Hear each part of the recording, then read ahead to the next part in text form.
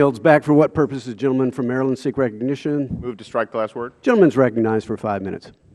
Thank you, Mr. Chairman. I want to thank my colleague, Mr. Fincher, for giving me the opportunity to work on this piece of legislation with him. I want to thank also the chairman for bringing this up today and for his comments about working in a bipartisan way to reduce regulations. I actually thought they were pitch perfect during your introduction. And I want to thank the ranking member for her unwavering support to do things to help small businesses grow and create jobs in this country. So I do have, as Mr. Fincher said, some personal experience, having started 2 companies and taking them public, with the IPO process. And for an emerging growth company, the IPO process is a very, very difficult moment. It's a hard moment. It's a good moment because the company is raising capital, and it's a validation of its success. But it's a hard moment because it's cumbersome, it's timely, it's costly, and there's significant risk associated with doing it.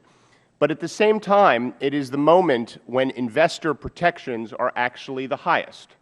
And they're their highest really for 4 reasons. First, the SEC does a full review of all the filings, which doesn't always happen once a company is public, because the SEC is not required to review all company filings after that.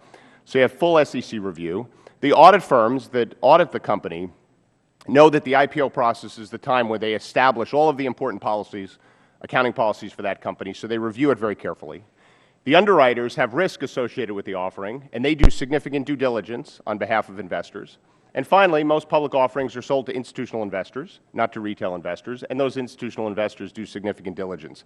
So this is the moment of greatest investor protection, and it's also a very hard moment for the company. So doing things that don't lower investor protections but create a more streamlined, easier process that make it less that accelerate the process, make it less costly, and take away market risk is really important to do for these companies.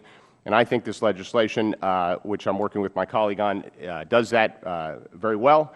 And I think, as my colleague said, this is really important because the data overwhelmingly suggests that if more companies go public, more jobs get created in this country. Most emerging growth companies are faced with a choice.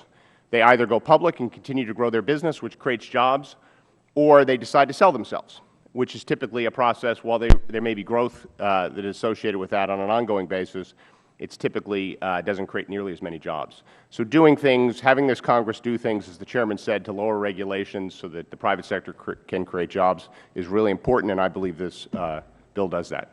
I yield back. Gentleman.